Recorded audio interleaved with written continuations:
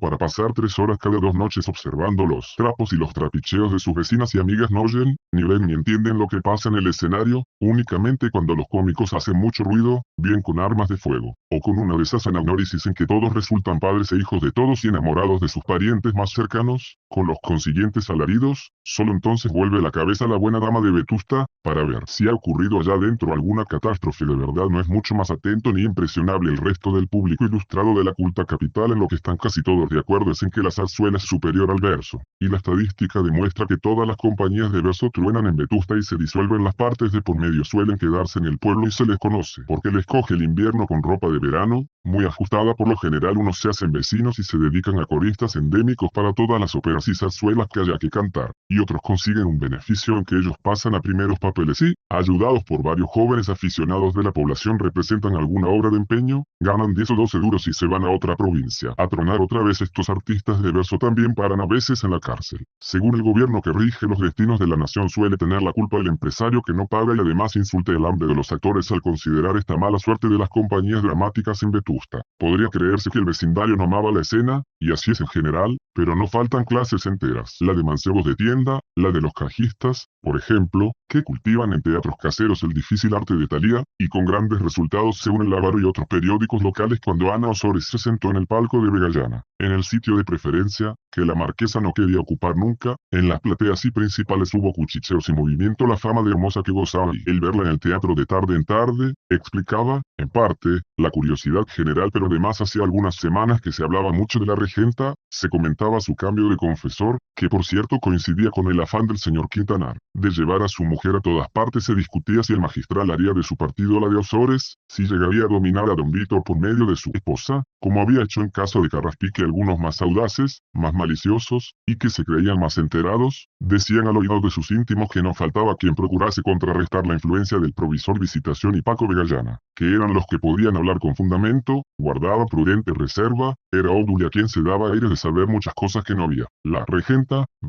será como todas, las demás somos tan buenas como ella, pero su temperamento frío, su poco trato, su orgullo de mujer intachable, le hacen ser menos expansiva y por eso nadie se atreve a murmurar, pero tan buena como ella son muchas. Las reticencias de la Fandiño eran todavía recibidas con desconfianza, en casi todas partes, pero con motivo de condenar su mala lengua, corría de boca en boca el asunto de sus murmuraciones vagas y cobardes. Obdulia meditaba poco lo que decía, hablaba siempre aturdida, por máquina, pensando en otra cosa. Iba sacándole filo a la calumnia sin sospecharlo. Además, el mayor crimen que podía haber en la regenta, y no creía ella que a tanto llegase, era seguir la corriente en Madrid y en el extranjero. Esto es el pan nuestro de cada día, pero en Vetusta fingen que se escandalizan de ciertas libertades de la moda, las mismas que se las toman de tapadillo, entre sustos y miedos, sin gracia, del modo cursi como aquí se hace todo. Pero que se puede esperar de unas mujeres que no se bañan, ni usan las esponjas más que para lavar a los bebés. Obdulia, cuando hablaba con algún forastero, desahogaba su desprecio describiendo la hipocresía anticuada y la suciedad de las mujeres de Vetusta. Créame usted,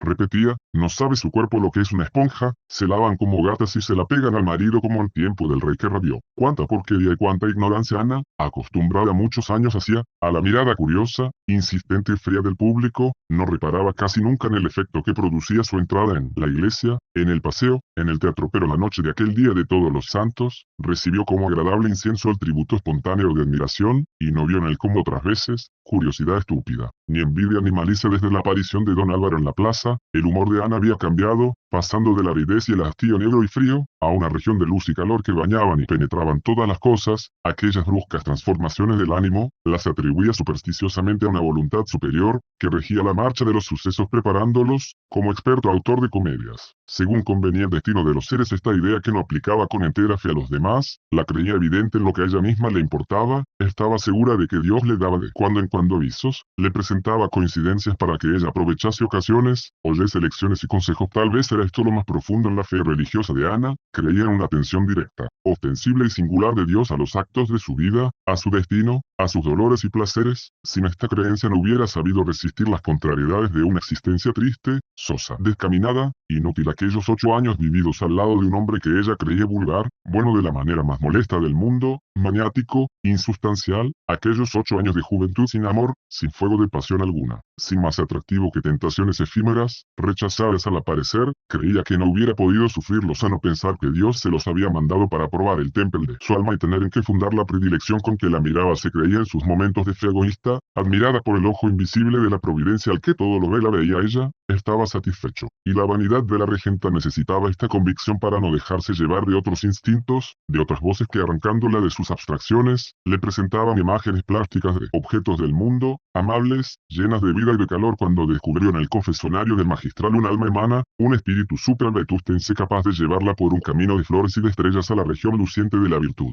También creyó en aquel hallazgo se lo debía a Dios, y como viso celestial pensaba aprovecharlo ahora, al sentir revolución repentina en las entrañas en presencia de un gallardo jinete, que venía a turbar con las corvetas de su caballo, el silencio triste de un día de marasmo. La regenta no vaciló en creer lo que le decían voces interiores de independencia, amor, alegría, voluptuosidad pura, bella, digna de las almas grandes. Sus horas de rebelión nunca habían sido tan seguidas desde aquella tarde. En ningún momento había dejado de pensar lo mismo, que era absurdo que la vida pasase como una muerte, que el amor era un derecho de la juventud, que Vetusta era un lodazal de vulgaridades, que su marido era una especie de tutor muy respetable, a quien ella solo debía la honra del cuerpo, no el fondo de su espíritu, que era una especie de subsuelo, que él no sospechaba siquiera que existiese, de aquello que don Víctor llamaba los nervios, asesorado por el doctor don Robustiano Somoza, y que era el fondo de su ser, lo más suyo, lo que ella era, en suma, de aquello no tenía que darle cuenta. Amaré, lo amaré todo, lloraré de amor, soñaré como quiera y con quien quiera, no pecará mi cuerpo, pero el alma la tendré anegada en el placer de sentir esas cosas prohibidas por quien no es capaz de comprenderlas. Estos pensamientos, que sentía Ana volar por su cerebro como un torbellino, sin poder contenerlos, como si fuesen voces de otro que retumbaban allí, la llenaban de un terror que le encantaba. Si algo en ella temía el engaño, veía el sofisma debajo de aquella gárrula turba de ideas sublevadas, que reclamaban supuestos derechos. Ana procuraba ahogarlo, y como engañándose a sí misma, la voluntad tomaba la resolución cobarde, egoísta, de dejarse ir. Así llegó al teatro. Había cedido a los ruegos de Álvaro y de Víctor sin saber cómo, temiendo que aquello era una cita y una promesa, y sin embargo iba. Cuando se vio sola delante del espejo en su tocador, se le figuró que la Ana de enfrente le pedía cuentas, y formulando su pensamiento en periodos completos dentro del cerebro, se dijo, bueno, voy, pero es claro que si voy me comprometo con mi honra a no dejar que ese hombre adquiera sobre mí derecho alguno. No sé lo que pasará allí, no sé hasta qué punto alcanza este aliento de libertad que ha venido de repente a inundar la sequedad de dentro. Pero el ir yo al teatro es prueba de que allí no ha de haber pacto alguno que ofenda al decoro. No saldré de allí con menos honor que tengo. Y después de pensar y resolver esto, se vistió y se peinó lo mejor que supo, y no volvió a poner en tela de juicio puntos de honra, peligros, ni compromisos de los que de Víctor tanto gustaba ver en versos de Calderón y de Moreto. El palco de Vegallana era una platea contigua a la del proscenio, que en Vetusta llamaban bolsa, porque la separa un tabique de las otras y queda aparte. Algo escondido a la bolsa de enfrente izquierda del actor, era la de Mesía y otros elegantes del casino, algunos banqueros, un título y 2 americanos, de los cuales el principal era de Frutos Redondo. Sin duda alguna don Frutos no perdía función. A este le gustaba el verso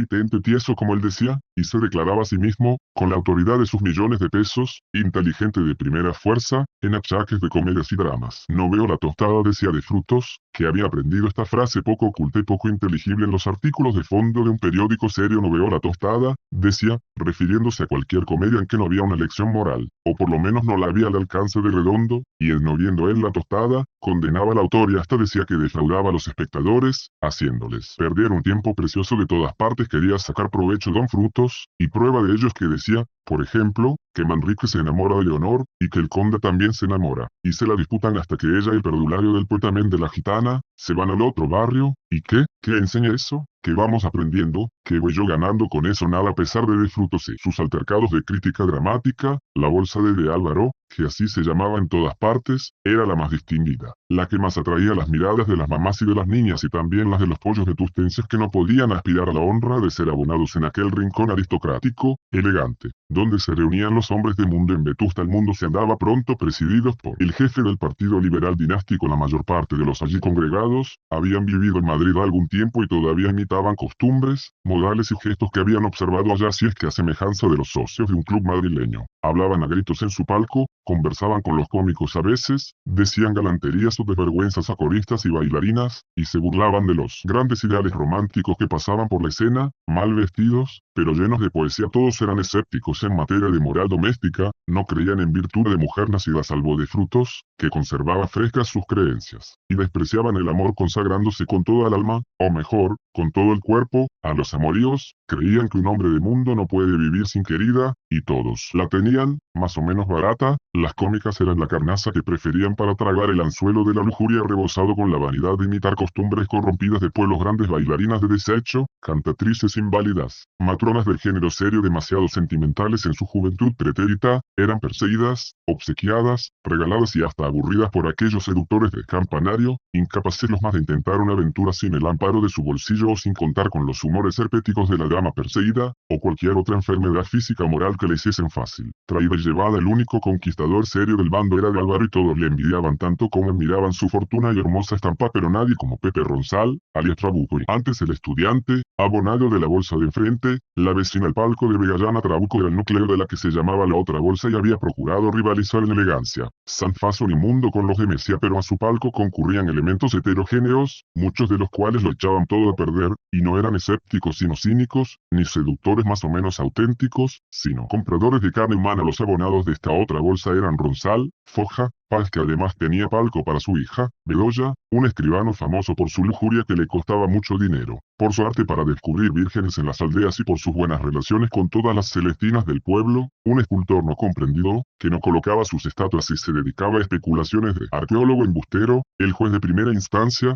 que se dividía a sí mismo en dos entidades: uno, el juez incorruptible, intratable, puerco, espín sin pizca de educación, y dos, el hombre de sociedad perseguidor de casadas de mala fama, consuelo de todas las que lloraban desengaños de amores desgraciados, y tres o cuatro vejetes verdes del partido conservador, concejales, que todo lo convertían en política. Pero si estos eran los que pagaban el palco, a él concurrían cuantos socios del casino tenían amistad con cualquiera de ellos. Ronzal había protestado varias veces: señores, parece esto la cazuela, había dicho a menudo, pero en balde allí bajo a Quinito de Gas, y cuantos siete vecinos madrileños pasaban por Vetusta, y hasta los que habían nacido y crecido en el pueblo y no lucían más que un barniz de la corte, y como la bolsa del otro era respetada y solo se atrevían a visitarla personas de posición, a Ronzal le llevaban los diablos desde su bolsa, hasta se arrojaban perros chicos a la escena. Para exagerar la falta de compostura de los de enfrente, algunos insolentes fumaban allí a vista del público y dejaban caer bolas de papel sobre alguna respetable calva de la orquesta. De vez en cuando les llamaban al orden desde el paraíso, desde las butacas, pero ellos despreciaban a la multitud y la miraban con aires de desafío. Hablaban con los amigos que ocupaban las bolsas de los palcos principales, y hacían señas ostentosas y nada pulcras a ciertas señoritas cursis que no se casaban nunca y vivían una juventud eterna, siempre alegres, siempre estrepitosas y siempre desdeñando las preocupaciones del recato. Estas damas eran pocas, la mayoría pecaban por el extremo de la seriedad insulsa, y en cuanto se veían expuestas a la contemplación del público, tomaban gestos y posturas de estatuas egipcias de la primera época, cuando había estreno de algún drama o comedia muy aplaudidos en Madrid. En el palco de Ronzal se discutía a grito pelado y solía predominar el criterio de un acendrado provincialismo, que parecía allí lo más natural. Tratándose de arte, no había salido de Vetusta ningún dramaturgo ilustre, y por lo mismo se miraba con ojeriza a los de fuera eso de que Madrid se quisiera imponer en todo. No lo toleraban. En la bolsa de Ronzal se llegó en alguna ocasión a declarar que se despreciaba la comedia porque los madrileños la habían aplaudido mucho, y en Vetusta no se admitían imposiciones de nadie, no se seguía un juicio hecho. La ópera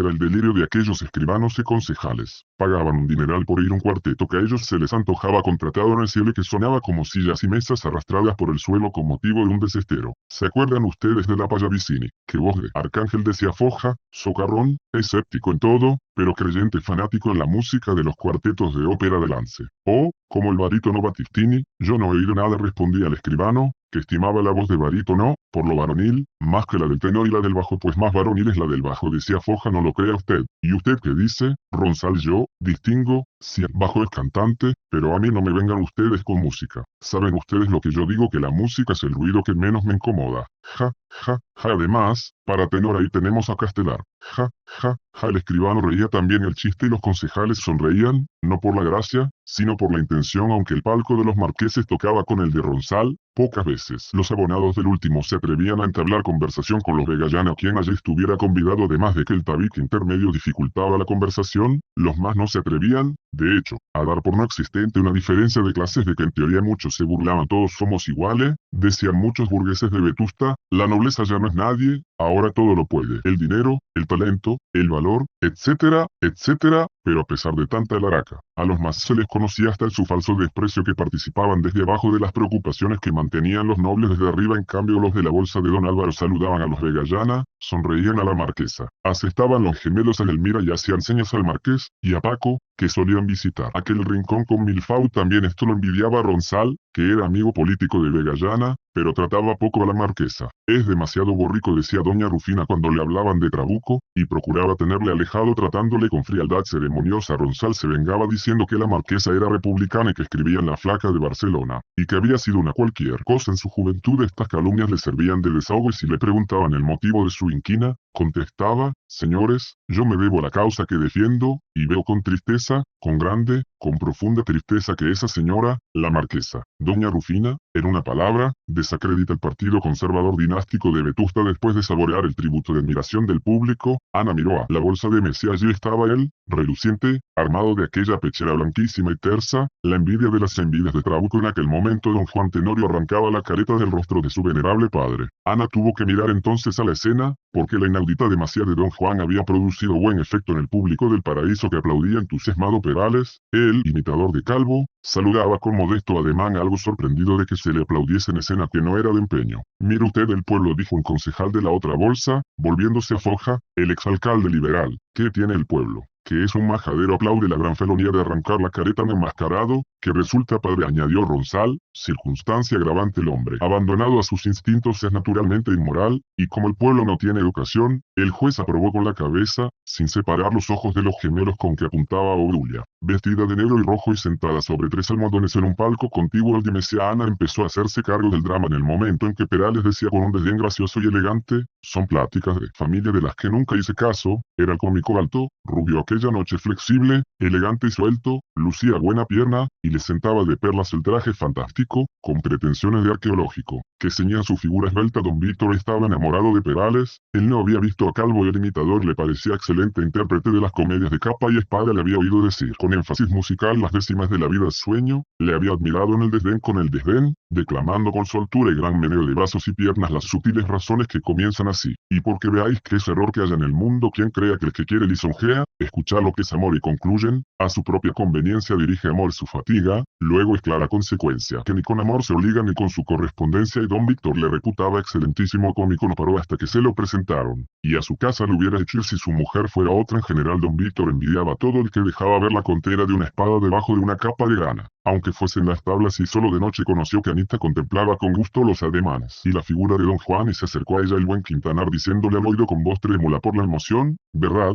hijita, que es un buen mozo? Y qué movimientos tan artísticos de brazo y pierna. Dicen que eso es falso, que los hombres no andamos así, pero debiéramos andar, y así seguramente andaríamos y gesticularíamos los españoles en el siglo de oro, cuando éramos dueños del mundo. Esto ya lo decía más alto para que lo oyeran todos los presentes. Bueno estaría que ahora que vamos a perder a Cuba, resto de nuestras grandezas, nos diéramos esos aires de señores y midiéramos el paso. La regenta no oía a su marido. El drama empezaba a interesarla de veras. Cuando cayó el telón, quedó con gran curiosidad y deseo saber en qué paraba la apuesta de don Juan y Mejía. En el primer entreacto de Álvaro no se movió de su asiento, de cuando en cuando miraba a la regenta, pero con suma discreción y prudencia, que ella notó. Le agradeció 2 o 3 veces, se sonrieron y solo la última vez que tal usaron. Sorprendió aquella correspondencia a Pepe Ronsal, que, como siempre, seguía a la pista los telégrafos de su aborrecido y admirado modelo Trabuco. Se propuso redoblar su atención, observar mucho y ser una tumba, callar como un muerto. Pero aquello era grave, muy grave, y la envidia se lo comía. Empezó el segundo acto y Álvaro notó que por aquella noche tenía un poderoso rival. El drama. Anita comenzó a comprender y sentir el valor artístico del de Juan, emprendedor, loco, valiente y trapacero de Zorrilla. A ella también la fascinaba como la doncella de doña Ana de Pantoja, y a la trotaconventos que ofrecía el amor de Sóo Inés como una mercancía. La calle oscura, estrecha, la esquina, la reja de doña Ana, los desvelos de Ciuti, las trazas de Juan, la arrogancia de Mejía,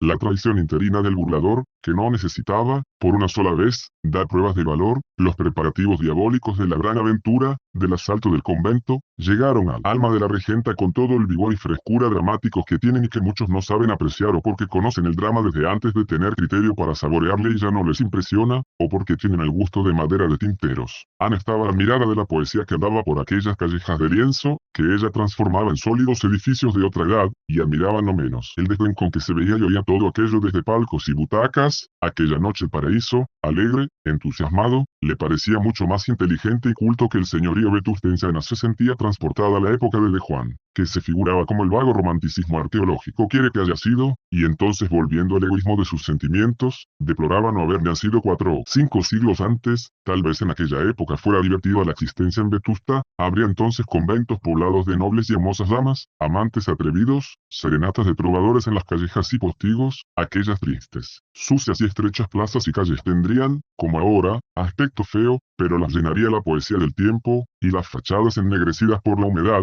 las rejas de hierro, los soportales sombríos, las tinieblas de las rinconadas en las noches sin luna, el fanatismo de los habitantes, las venganzas de vecindad, todo sería dramático, digno del verso de un Zorrilla, y no como ahora suciedad, prosa, fealdad desnuda. Comparar aquella Edad Media soñada. Ella colocaba de Juan Tenorio en la Edad Media por culpa de Perales con los espectadores que la rodeaban. A ella en aquel instante, era un triste despertar, capas negras y pardas, sombreros de copa alta absurdos, horrorosos, todo triste, todo negro, todo desmañado, sin expresión, frío, hasta de Álvaro parecíale entonces mezclado con la prosa común. Cuánto más le hubiera admirado con el ferreruelo, la gorra y el jubón y el calzón de punto de Perales. Desde aquel momento vistió a su adorador con los arreos del cómico, y hasta en cuanto volvió a la escena le dio el gesto y las facciones de Mesía, sin quitarle el propio andar, la voz dulce y melódica y demás cualidades artísticas. El tercer acto fue una revelación de poesía apasionada para doña Ana. Al ver a doña Inés en su celda, sintió la regenta escalofríos. La novicia se parecía a ella. Ana lo conoció al mismo tiempo que el público. Hubo un murmullo de admiración y muchos espectadores se atrevieron a volver el rostro al palco de Vegallana con disimulo. La González era cómica por amor, se había enamorado de Perales, que la había rogado, casados en secreto. Recorrían después todas las provincias, y para ayuda del presupuesto conjugal la enamorada joven, que era hija de padres ricos, se decidió a pisar las tablas. Imitaba a quien Perales la había mandado imitar, pero en algunas ocasiones se atrevía a ser original y hacía excelentes papeles de virgen amante. Era muy guapa, y con el hábito blanco de novicia, la cabeza prisionera de la rígida toca, muy coloradas las mejillas, lucientes los ojos, los labios hechos fuego, las manos en postura hierática y la modestia y castidad más límpida en toda la figura. Interesaba profundamente, decía los versos de doña Inés con voz cristalina y trémula, y en los momentos de ceguera amorosa se dejaba llevar por la pasión cierta porque se trataba de su marido, y llegaba a un realismo poético que ni Perales ni la mayor parte del público eran capaces de apreciar en lo mucho que valía doña Ana. Sí, clavados los ojos en la hija del comendador, olvidada de todo lo que estaba fuera de la escena, bebió con ansiedad toda la poesía de aquella celda carta en que se estaba filtrando el amor por las paredes. Pero esto es divino, dijo volviéndose hacia su marido, mientras pasaba la lengua por los labios secos la carta de don Juan escondida en el libro devoto, leída con voz temblorosa primero, con terror supersticioso después, por doña Inés, mientras Brígida acercaba su bujía al papel. La proximidad casi sobrenatural de Tenorio, el espanto que sus hechizos supuestos producen en la novicia que ya cree sentirlos, todo lo que pasaba allí, lo que ella adivinaba, producía en Ana un efecto de magia poética, y le costaba trabajo contener las lágrimas que se le agolpaban a los ojos. Ay sí, el amor era aquello, un filtro, una atmósfera de fuego, una locura mística. Huir de él era imposible, imposible gozar mayor ventura que saborearle con todos sus venenos. Ana se comparaba con la hija del comendador, el caserón de los Osores era su convento, su marido la regla estrecha de hastío y frialdad que ya había profesado 8 años hacía, y don Juan,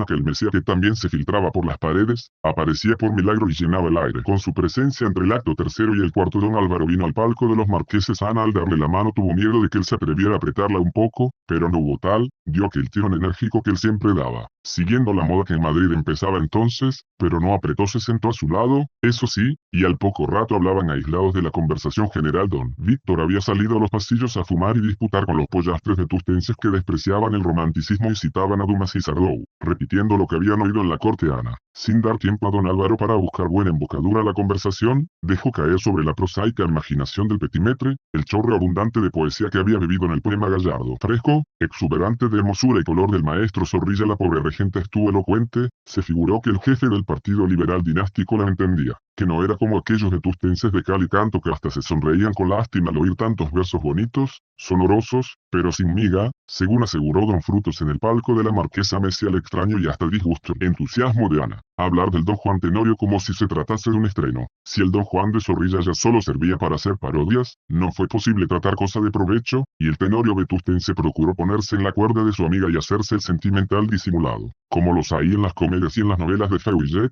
mucho actriz que oculta un corazón de oro que se esconde por miedo a las espinas de la realidad. Esto era el colmo de la distinción según lo entendía don Álvaro, y así procuró aquella noche presentarse a la regenta, a quien estaba visto que había que enamorar por todo lo alto. Ana, que se dejaba devorar por los ojos grises del seductor y le enseñaba sin pestañear los suyos, dulces y apasionados, no pudo en su exaltación notar el amaneramiento, la falsedad del idealismo copiado de su interlocutor. Apenas lo oía, hablaba ella sin cesar, creía que lo que estaba diciendo él coincidía con las propias ideas. Este espejismo del entusiasmo evidente, que suele aparecer en tales casos, fue lo que valió a don Álvaro aquella noche. También le sirvió mucho su hermosura varonil y noble, ayudada por la expresión de su pasioncilla, en aquel momento. Irritada además el rostro del buen mozo, sobre ser correcto, tenía una expresión espiritual y melancólica, que era puramente de apariencia, combinación de líneas y sombras. Algo también las huellas de una vida malgastada en el vicio y el amor. Cuando comenzó el cuarto acto, Ana puso un dedo en la boca y sonriendo a don Álvaro le dijo: ahora, silencio, bastante hemos charlado, déjeme usted oír. Es que, no sé, si debo despedirme. No, no.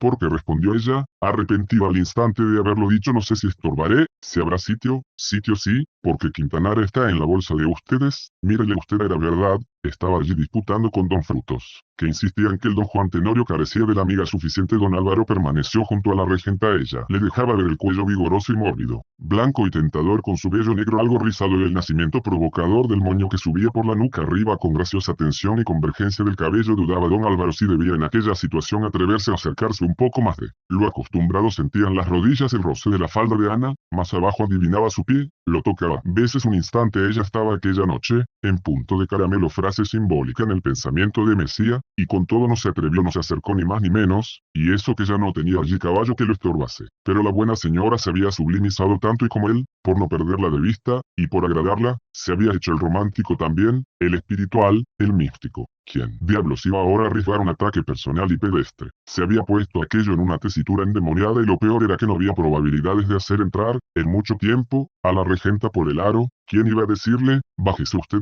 amiga mía, que todo esto es volar por los espacios imaginarios? Por estas consideraciones, que le estaban dando vergüenza, que le parecían ridículas al cabo, don Álvaro resistió el vehemente deseo de pisar un pie a la regenta o tocarle la pierna con sus rodillas, que era lo que estaba haciendo Paquito con Edelmira, su prima. La robusta virgen de aldea parecía un carbón encendido, y mientras don Juan, de rodillas ante doña Inés, le preguntaba si no era verdad que en aquella apartada orilla se respiraba mejor, ella se ahogaba y tragaba saliva, sintiendo el pataleo de su primo y oyéndole, cerca de la oreja, palabras que parecían chispas de fragua. Edelmira, a pesar de no haber desmejorado, tenía los ojos rodeados de un ligero tinte oscuro, se abanicaba sin punto de reposo y tapaba la boca con el abanico cuando en medio de una situación culminante del drama se le antojaba a ella reírse a carcajadas con las ocurrencias del marquesito, que tenía unas cosas. Para Ana el cuarto acto no ofrecía punto de comparación con los acontecimientos de su propia vida. Ella aún no había llegado al cuarto acto, representaba aquello lo por venir. Sucumbiría ella como doña Inés, caería en los brazos de don Juan. Loca de amor no lo esperaba, creía tener valor para no entregar jamás el cuerpo, aquel miserable cuerpo que era propiedad de don Víctor sin duda alguna. De todas suertes, qué cuarto acto tan poético: el Guadalquivir allá abajo, Sevilla a lo lejos, la quinta de don Juan, la barca debajo del balcón, la declaración a la luz de la luna. Si aquello era romanticismo, el romanticismo era eterno. Doña Inés decía: don Juan, yo lo imploro de tu hidalga condición, estos versos que ha querido hacer ridículos y vulgares, manchándolos con su baba, la necedad prosaica, pasándolos mil y mil veces por sus labios viscosos como vientre de sapo, sonaron en los oídos de Ana aquella noche como frase sublime de un amor inocente y puro que se entrega con la fe en el objeto amado, natural en todo gran amor. Ana, entonces, no pudo evitarlo, lloró, sintiendo por aquella Inés una compasión infinita. No era ya una escena erótica lo que ella veía allí, era algo religioso. El alma saltaba a las ideas más altas, al sentimiento purísimo de la caridad universal. No sabía qué, ello era que se sentía desfallecer de tanta emoción. Las lágrimas de la regenta nadie las notó. Don Álvaro solo observó que el seno se le movía con más rapidez y se le levantaba más al respirar se equivocó el hombre de mundo, creyó que la emoción acusada por aquel respirar violento la causaba su gallarda y próxima presencia, creyó en un influjo puramente fisiológico y por poco se pierde, buscó a tientas el pie de Ana, en el mismo instante en que ella, de una en otra, había llegado a pensar en Dios, en el amor ideal, puro, universal que abarcaba al creador y a la criatura. Por fortuna para él, Mesía no encontró, entre la hojarasca de las enaguas, ningún pie de Anita, que acababa de apoyar los dos en la silla de Edelmira. El altercado de Don Juan y el comendador hizo a la regenta volver a la realidad del drama y fijarse en la terquedad del buen Ulloa. Como se había empeñado la imaginación exaltada en comparar lo que pasaba en Vetusta con lo que sucedía en Sevilla, sintió supersticioso miedo al ver el mal en que paraban aquellas aventuras del libertino andaluz. El pistoletazo con que Don Juan saldaba sus cuentas con el comendador le hizo temblar, fue un presentimiento terrible. Ana vio de repente, como a la luz de un relámpago, a don Víctor vestido de terciopelo negro, con jubón y ferreruelo, bañado en sangre, boca arriba, y a don Álvaro con una pistola en la mano, enfrente del cadáver. La marquesa dijo después de caer el telón que ella no aguantaba más. Tenorio, yo me voy, hijos míos, no me gusta ver cementerios ni esqueletos, demasiado tiempo le queda a uno para eso. Dios, vosotros quedaos si queréis. Jesús, las 11:30, no se acaba esto a las 2. Ana, a quien explicó su esposo el argumento de la segunda parte del drama, prefirió llevar la impresión de la primera que la tenía encantada, y salió con la marquesa y Mesía. Edelmira se quedó con don Víctor y Paco. Yo llevaré a la niña y usted déjeme a esa en casa. Señora marquesa, dijo Quintanar. Mesía se despidió al dejar dentro del coche a las damas. Entonces apretó un poco la mano de Anita, que la retiró asustada. Don Álvaro se volvió al palco del marqués a dar conversación a don Víctor. Eran panes prestados. Paco necesitaba que le distrajeran a Quintanar para quedarse como a solas con Edelmira. Mesía, que tantas veces había utilizado servicios análogos del marquesito, fue a cumplir con su deber. Además, siempre que se le ofrecía, aprovechaba la ocasión de estrechar su amistad con el simpático aragonés que había de ser su víctima. Andando el tiempo, o poco había de poder él con mil amores. Acogió Quintanar al buen mozo y le expuso sus ideas en punto a literatura dramática, concluyendo como siempre con su teoría del honor según se entendía en el siglo de oro, cuando el sol no se ponía en nuestros dominios. Mire usted, decía don Víctor, a quien ya escuchaba con interés. Don Álvaro, mire usted, yo ordinariamente soy muy pacífico. Nadie dirá que yo, ex regente de audiencia, que me jubile casi por no firmar más sentencias de muerte. Nadie dirá, repito, que tengo ese punto de honor quisquilloso de nuestros antepasados, que los pollastres de ahí abajo llaman inverosímil. Pues bien, seguro estoy, me lo da al corazón, de que si mi mujer hipótesis absurda me faltase, se lo tengo dicho Tomás Crespo muchas veces, le daba una sangría suelta. Animal, pensó don Álvaro, y en cuanto a su cómplice, por de pronto yo manejo la espada y la pistola como un maestro, cuando era aficionado a representar en los teatros caseros, es decir, cuando mi edad y posición social me permitían trabajar, porque la afición aún me dura. Comprendiendo que era muy ridículo batirse mal en las tablas, tomé maestro de esgrima y veo la casualidad de que demostré enseguida grandes facultades para el arma blanca. Yo soy pacífico, es verdad, nunca me ha dado nadie motivo para hacerle el rasguño, pero figúrese usted, el día que, pues lo mismo y mucho más puedo decir de la pistola donde pongo el ojo. Pues bien, como decía, al cómplice lo traspasaba. Sí, prefiero esto, la pistola es del drama moderno, es prosaica, de modo que le mataría con arma blanca, pero voy a mi tesis era, que, usted recuerda, don Álvaro no recordaba, pero lo de matar al cómplice con arma blanca le había alarmado un poco cuando Mesía, ya cerca de las 3, de vuelta del casino, trataba de llamar al sueño imaginando voluptuosas escenas de amor que se prometía convertir en realidad bien pronto. Al lado de la regenta, protagonista de ellas, vio de repente, y ya casi dormido, la figura vulgar y bonachona de don Víctor, pero le vio entre los primeros disparates del ensueño, vestido de toga y birrete, con una espada en la mano. Era la espada de Perales en el Tenorio, de enormes gavilanes. Anita no recordaba haber soñado aquella noche con don Álvaro. Durmió profundamente. Al despertar, cerca de las 10, vio a su lado a Petra, la doncella rubia y taimada, que sonreía discretamente. Mucho he dormido, porque no me has despertado antes. Como la señorita pasó mala noche. Mala noche. Yo sí, hablaba alto, soñaba a gritos. Yo sí, alguna pesadilla. ¿Y tú? ¿Me has oído desde? Sí, señora, no me había acostado todavía, me quedé a esperar por el señor, porque Anselmo es tan bruto que se duerme. Vino el amo a las 2 y yo he hablado alto, poco. Después de llegar el señor, él no oyó nada. No quiso entrar por no despertar a la señorita. Yo volví a ver si dormía, si quería algo, y creí que era una pesadilla, pero no me atreví a despertarla. Ana se sentía fatigada, le sabía mal la boca y temía los amagos de la jaqueca. Una pesadilla, pero si yo no recuerdo haber padecido, no. Pesadilla mala, no sería, porque sonreía la señora, daba vueltas, y. ¿Qué decía? Oh, que decía no se entendía bien, palabras sueltas, nombres. ¿Qué nombres? Ana preguntó esto encendido el rostro por el rubor. ¿Qué nombre repitió? Llamaba la señora, al amo. Al amo sí, sí, señora, decía, Víctor. Víctor. Ana comprendió que Petra mentía. Ella casi siempre llamaba a su marido Quintanar. Además, la sonrisa no disimulada de la doncella aumentaba las sospechas de la señora. Calló y procuró ocultar su confusión. Entonces, acercándose más a la cama y bajando la voz, Petra dijo, ya seria, han traído esto para la señora. ¿Una carta? ¿De quién? Preguntó en voz trémula Ana, arrebatando el papel de manos de Petra. Si aquel loco se habría propasado, era absurdo. Petra, después de observar la expresión de susto que se pintó en el rostro del ama, añadió, de parte del señor magistral debe de ser, porque lo ha traído Teresina. La doncella de doña Paula. Ana afirmó con la cabeza mientras leía. Petra salió sin ruido. Como una gata sonreía a sus pensamientos la carta del magistral, escrita en papel levemente perfumado, y con una cruz morada sobre la fecha, decía así, señora y amiga mía, esta tarde me tendrá usted en la capilla de 5 a 5:30. No necesitará usted esperar, porque será hoy la única persona que confiese. Ya sabe que no me tocaba hoy sentarme, pero me ha parecido preferible avisar a usted para esta tarde por razones que le explicará su atento amigo y servidor, Fermín de Paz. No decía capellán. Cosa extraña, Ana se había olvidado del magistral desde la tarde anterior, ni, una vez sola, desde la aparición de don Álvaro a caballo había pasado por su cerebro la imagen grave y airosa del respetado, estimado y admirado padre espiritual, y ahora se presentaba de repente dándole un susto. Como sorprendiéndola en pecado de infidelidad por la primera vez, sintió Ana la vergüenza de su imprudente conducta. Lo que no había despertado en ella la presencia de don Víctor, lo despertaba la imagen de don Fermín. Ahora se creía infiel de pensamiento, pero cosa más rara, infiel a un hombre a quien no debía fidelidad ni podía debérsela. Es verdad,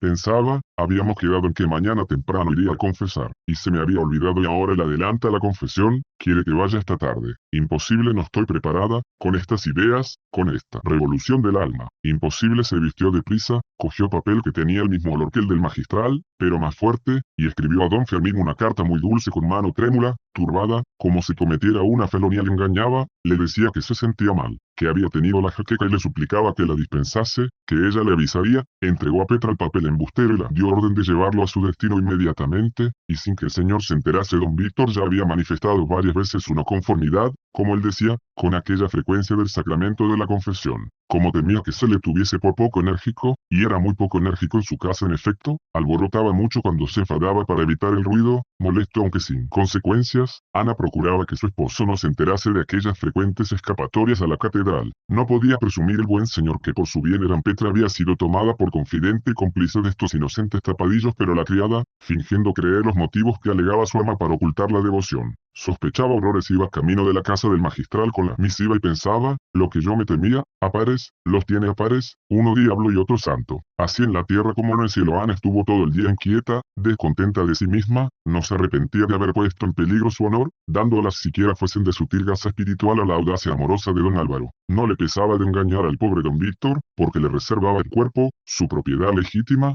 pero pensar que no se había acordado del magistral ni una vez en toda la noche anterior, a pesar de haber estado pensando y sintiendo tantas cosas sublimes y por contera, le engañaba. Le decía que estaba enferma para excusar el verle. Le tenía miedo, y hasta el estilo dulce, casi cariñoso de la carta era traidor. Aquello no era digno de ella. Para don Víctor había que guardar el cuerpo, pero al magistral no había que reservarle el alma. Vi al obscurecer de aquel mismo día, que era el de difuntos, Petra anunció a la regenta, que paseaba en el parque, entre los eucaliptus de Frígilis, la visita del señor magistral. Enciende la lámpara del gabinete y antes hazle pasar a la huerta, dijo Ana sorprendida y algo asustada. El magistral pasó por el patio del parque. Ana le esperaba sentada dentro del cenador. Estaba hermosa la tarde, parecía de septiembre, no duraría mucho el buen tiempo. Luego se caería el cielo hecho agua sobre Vetusta. Todo esto se dijo al principio. Ana se turbó cuando el magistral se atrevió a preguntarle por la jaqueca. Se había olvidado de su mentira. Explicó lo mejor que pudo su presencia en el parque. A pesar de la jaqueca, el magistral confirmó su sospecha. Le había engañado su dulce amiga. Estaba el clérigo pálido, le temblaba un poco la voz, y se movía sin cesar en la mecedora en que se le había invitado a sentarse. Seguían hablando de cosas indiferentes y Ana esperaba con temor que don Fermín abordase el motivo de su extraordinaria visita. El caso era que el motivo no podía explicarse. Había sido un arranque de mal humor, una salida de tono que ya casi sentía, y cuya causa de ningún modo podía él explicar. Aquella señora, el chato, el clérigo que servía de esbirro a doña Paula, tenía el vicio de ir al teatro disfrazado. Había cogido esta afición en sus tiempos de espionaje en el seminario. Entonces el rector le mandaba al paraíso para delatar a los seminaristas que allí viera. Ahora el chato iba por cuenta propia. Había estado en el teatro la noche anterior y había visto a la regenta al día siguiente. Por la mañana, lo supo doña Paula, y al comer, en un incidente de la conversación, tuvo habilidad para darle la noticia a su hijo. No creo que esa señora haya ido ayer al teatro, pues yo lo sé por quién la ha visto. El magistral se sintió herido, le dolió el amor propio al verse en ridículo por culpa de su amiga. Era el caso que en Vetusta los beatos y todo el mundo devoto consideraban el teatro como recreo prohibido en toda la cuaresma y algunos otros días del año. Entre ellos el de Todos los Santos. Muchas señoras abonadas habían dejado su palco desierto la noche anterior, sin permitir la entrada en él a nadie para señalar así mejor su protesta. La de Paz no había ido, doña Petronila, o sea el gran Constantino, que no iba nunca, pero tenía abonadas a 4 sobrinas, tampoco les había consentido asistir, y Ana, que pasaba por hija predilecta de confesión del magistral, por devota al ejercicio, se había presentado en el teatro en noche prohibida, rompiendo por todo, haciendo alarde de no respetar piadosos escrúpulos, pues precisamente ella no frecuentaba semejante sitio, y precisamente aquella noche, el magistral había salido de su casa disgustado. A él no le importaba que fuese o no el teatro por ahora, tiempo llegaría en que sería otra cosa, pero la gente murmuraría, don Custodio, el arcediano. Todos sus enemigos se burlarían, hablarían de la escasa fuerza que el magistral ejercía sobre sus penitentes, temía el ridículo. La culpa la tenía el que tardaba demasiado en ir apretando los tornillos de la devoción a doña Ana. Llegó a la sacristía y encontró al arcipreste, al ilustre Ripamilán, disputando como si se tratara de un asalto de esgrima, con aspavientos y manotadas al aire. Su contendiente era el arcediano, el señor Murelo, que con más calma y sonriendo, sostenía que la regenta o no era devota de buena ley, o no debía haber ido al teatro en noche de Todos los Santos. Ripamilán gritaba, señor mío, los deberes sociales están por encima de todo. El de se escandalizó. ¿O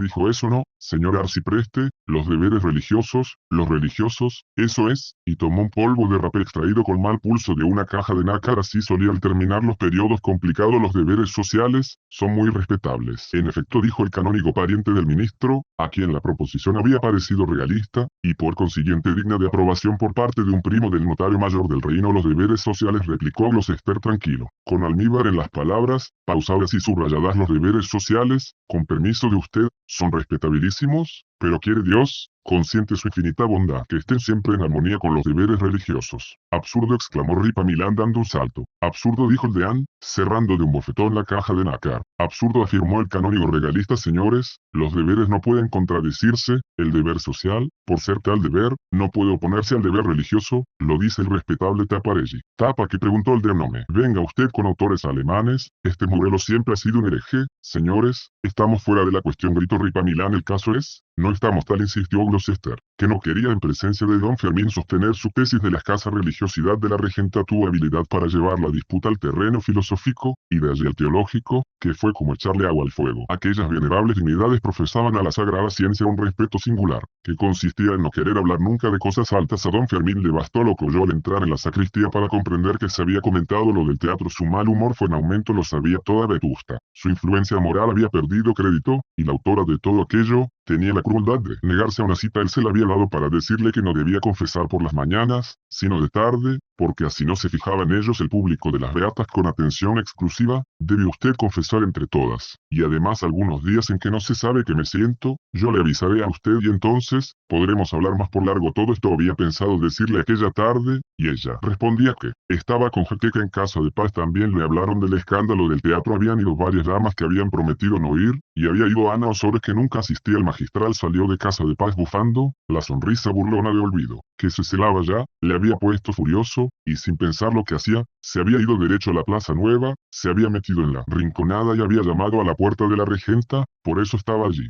¿Quién iba a explicar semejante motivo de una visita al ver que Ana había mentido, que estaba buena y había buscado un embuste para no acudir a su cita? El mal humor de Fermín Rayón y necesitó toda la fuerza de la costumbre para contenerse y seguir sonriente. ¿Qué derechos tenía él sobre aquella mujer? Ninguno. ¿Cómo dominarla si quería sublevarse? No había modo. Por el terror de la religión patarata, la religión para aquella señora nunca podría ser el terror. Por la persuasión, por el interés, por el cariño, él no podía jactarse de tenerla persuadida, interesada y menos enamorada de la manera espiritual a que aspiraba. No había más remedio que la diplomacia. Humíllate y ya te ensalzarás, era su máxima, que no tenía nada que ver con la promesa evangélica en vista de que los asuntos vulgares de conversación llevaban trazas de sucederse hasta lo infinito. El magistral, que no quería marcharse sin hacer algo, puso término a las palabras insignificantes con una pausa larga y una mirada profunda y triste a la bóveda estrellada. Estaba sentado a la entrada del senador. Ya había comenzado la noche, pero no hacía frío allí, o por lo menos no lo sentían. Ana había contestado a Petra, al anunciar que había luz en el gabinete. Bien, allá vamos. El magistral había dicho que si doña Ana se sentía ya bien, No era malo estar al aire libre. El silencio de don Fermín y su mirada a las estrellas indicaron a la dama que se iba a tratar de algo grave. Así fue. El magistral dijo: todavía no he explicado a usted por qué pretendía yo que fuese a la catedral esta tarde. Quería decirle, y por eso he venido, además de que me interesaba saber cómo seguía. Quería decirle que no creo conveniente que usted confiese por la mañana. Ana preguntó el motivo con los ojos. Hay varias razones, don Víctor, que, según usted me ha dicho, no gusta de que usted frecuente la iglesia y menos de que madrugue. Para ello, se alarmará menos si usted va de tarde, y hasta puede no saberlo siquiera. Muchas veces no hay en esto engaño. Si pregunta, se le dice la verdad,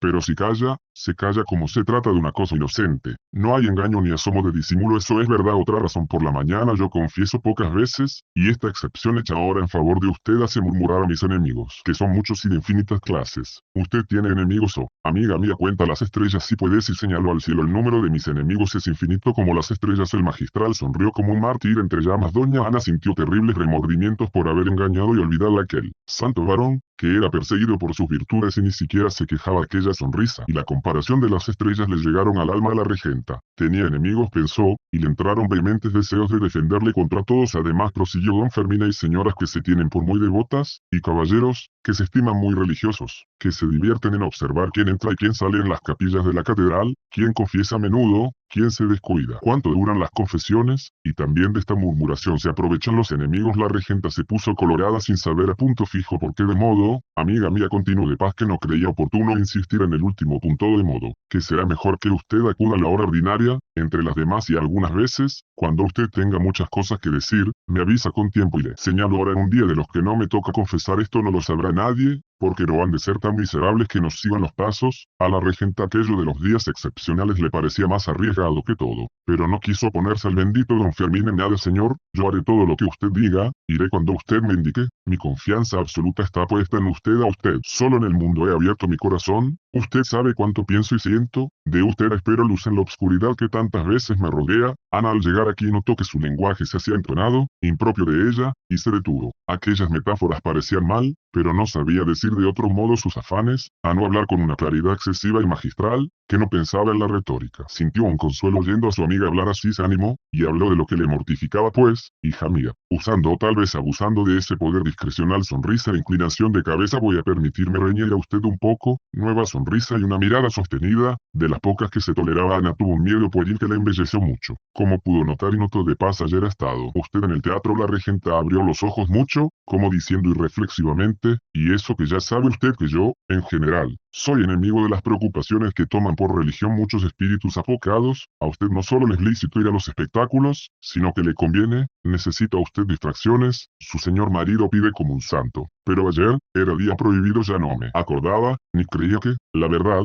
no me pareció. Es natural, Anita, es naturalísimo, pero no es eso. Ayer el teatro era espectáculo tan inocente, para usted, como el resto del año. El caso es que la vetusta devota, que después de todo es la nuestra, la que exagerando no ciertas ideas, se acerca más a nuestro modo de ver las cosas, esa respetable parte del pueblo mira como un escándalo la infracción de ciertas costumbres piadosas. Ana encogió los hombros, no entendía aquello. Escándalo. Ella, que en el teatro había llegado, de idea grande en idea grande, a sentir un entusiasmo artístico religioso que la había edificado el magistral, con una mirada sola. Comprendió que su cliente era un médico del espíritu. Se resistía a tomar la medicina, y pensó, recordando la alegoría de la cuesta: no quiere tanta pendiente, hagámosela parecida a lo llano. Hija mía, el mal no está en que usted haya perdido nada. Su virtud de usted no peligra ni mucho menos con lo hecho, pero, vuelta al tono festivo y mi orgullito de médico, un enfermo que se me revela. Ay, nada se ha murmurado, se ha dicho que las hijas de confesión del magistral no deben de temer su manga estrecha cuando asisten al don Juan Tenorio, en vez de rezar por los difuntos. Se ha hablado de eso en San Vicente, en casa de doña Petronila, que ha defendido a usted, y hasta en la catedral el señor Mourelo dudaba de la piedad de doña Ana Osores de Quintanar. De modo, que he sido imprudente, que he puesto a usted en ridículo. Por Dios, hija mía, ¿dónde vamos a parar? Esa imaginación, Anita, esa imaginación. ¿Cuándo mandaremos en ella? Ridículo. Imprudente, a mí no pueden ponerme en ridículo más actos que aquellos de que soy responsable. No entiendo el ridículo de otro modo. Usted no ha sido imprudente, ha sido inocente, no ha pensado en las lenguas ociosas, todo ello es nada. Y figúrese usted el caso que yo haré diablillas insustanciales, todo ha sido broma, para llegar a un punto más importante, que atañe a lo que nos interesa, a la curación de su espíritu de usted, en lo que depende de la parte moral. Ya sabe que yo creo que un buen médico, no precisamente el señor Somoza, que es persona excelente y médico muy regular, podría ayudarme mucho. Pausa, el magistral deja de mirar a las estrellas, acerca un poco su mecedor a la regenta y prosigue: Anita, aunque en el confesionario yo me atrevo a hablar a usted como un médico del alma, no solo como sacerdote que ata y desata, por razones muy serias, que ya conoce usted,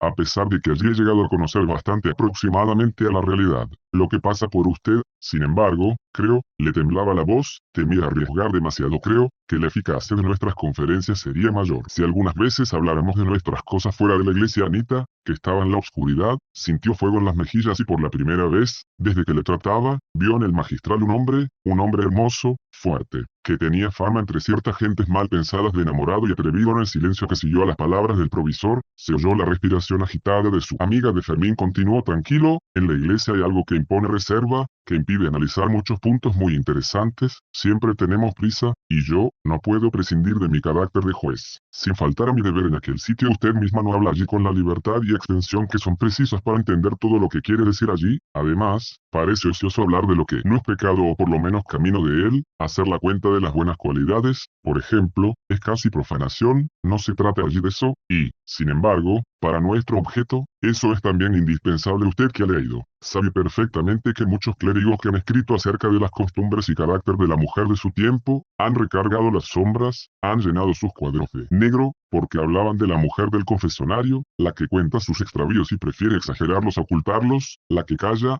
como es allí natural, sus virtudes, sus grandezas. Ejemplo de esto pueden ser, sin salir de España, el celebrear Cipreste Dicta, Tirso de Molina y otros muchos. Ana escuchaba con la boca un poco abierta a aquel señor hablando con la suavidad de un arroyo que corre entre flores y arena fina. La encantaba, ya no pensaba en las torpes calumnias de los enemigos del magistral, ya no se acordaba de que aquel era hombre, y se hubiera sentado sin miedo, sobre sus rodillas, como había oído decir que hacen las señoras con los caballeros en los tranvías de Nueva York. Pues bien, prosiguió don Fermín, nosotros necesitamos toda la verdad, no la verdad fea solo, sino también la hermosa. ¿Para qué hemos de curarlo sano? ¿Para qué cortar el miembro útil? Muchas cosas, de las que he notado que usted no se atreve a hablar en la capilla, estoy seguro de que me las expondría aquí, por ejemplo, sin inconveniente, y esas confidencias amistosas, familiares, son las que yo echo de menos. Además, usted necesita no solo que la censuren, que la corrijan, sino que la animen también, elogiando sincera y noblemente la mucha parte buena que hay en ciertas ideas y en los actos que usted cree completamente malos. Y en el confesionario no debe abusarse de ese análisis justo, pero en rigor, extraño al tribunal de la penitencia, y basta de argumentos. Usted me ha entendido desde el primero perfectamente, pero allá va el último, ahora que me acuerdo de ese modo. Hablando de nuestro pleito fuera de la catedral, no es preciso que usted vaya a confesar muy a menudo, y nadie podrá decir si frecuenta o no frecuenta el sacramento demasiado, y además, podemos despachar más pronto la cuenta de los pecados y pecadillos. Los días de confesión el magistral estaba pasmado de su audacia. Aquel plan, que no tenía preparado, que era solo una idea vaga que había desechado 1000 veces por temeraria, había sido un atrevimiento de la pasión, que podía haber asustado a la regenta y hacerla sospechar de la intención de su confesor. Después de su audacia el magistral temblaba, esperando las palabras de Ana ingenua. Entusiasmada con el proyecto, convencida por las razones expuestas, habló la regenta a borbotones, como solía de tarde en tarde, y dio los motivos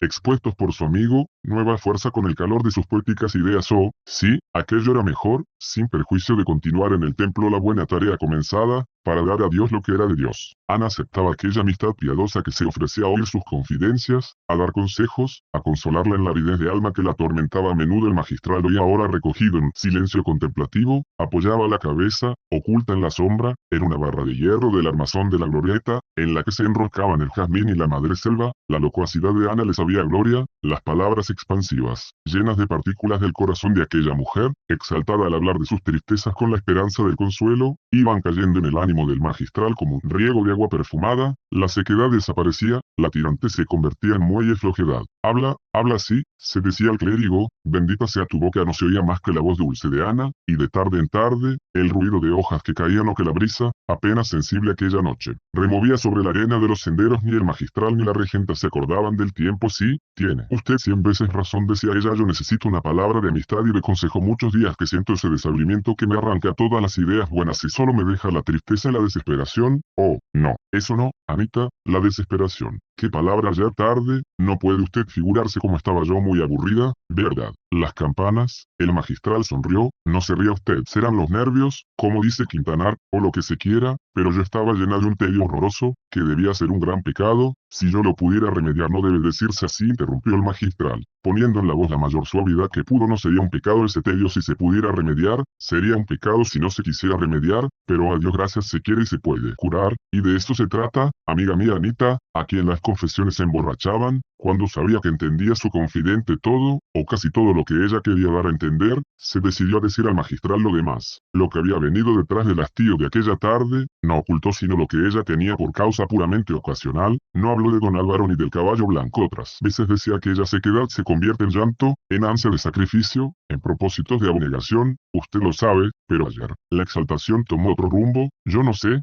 explicarlo bien, si lo digo como yo puedo hablar, al pie de la letra es pecado, es una rebelión, es horrible, pero tal como yo lo sentía no. El magistral oyó entonces lo que pasó por el alma de su amiga durante aquellas horas de revolución, que Ana reputaba ya célebres en la historia de su solitario espíritu, aunque ella no explicaba con exactitud lo que había sentido y pensado. Él lo entendía perfectamente, más trabajo le costó adivinar cómo podía haber llegado Ana a pensar en Dios, a sentir tierna y profunda piedad con motivo de don Juan Tenorio. Ana decía que acaso estaba loca, pero que aquello no era nuevo en ella, que muchas veces le había sucedido en medio de espectáculos que nada tenían de religiosos, sentir poco a poco el influjo de una piedad consoladora, lágrimas de amor de Dios, esperanza infinita, caridad sin límites y una fe que era una evidencia. Un día, después de dar una peseta a un niño pobre para comprar un globo de goma, como otros que acababan de repartirse otros niños, había tenido que esconder el rostro para que no la viesen llorar, aquel llanto que era al principio muy amargo, después, por gracia de las ideas que habían ido surgiendo en su cerebro, había sido más dulce, y Dios había sido en su alma una voz potente, una mano que acariciaba las asperezas de dentro. ¿Qué sabía ella? No podía explicarse y suplicaba al magistral que le entendiese, pues la noche anterior había pasado algo por el estilo. Al ver a la pobre novicia, a Soines, caer en brazos de don Juan, ya veía el magistral qué situación tan poco religiosa. Pues bien, ella en una nota, al sentir lástima de aquella inocente enamorada, había llegado a pensar en Dios, a amar a Dios, a sentir a Dios muy cerca, ni más ni menos que el día en que regaló a un niño pobre un globo de colores. ¿Qué era aquello? Demasiado sabía ella que no era piedad verdadera, que con semejantes arrebatos nada ganaba para con Dios, pero, ¿no serían tampoco más que nervios? Serían indicios peligrosos de un espíritu aventurero, exaltado, torcido desde la infancia. Había de todo el magistral, procurando vencer la exaltación que le había comunicado su amiga, quiso hablar con toda calma y prudencia. Había de todo, había un tesoro de sentimiento que se podía aprovechar para la virtud.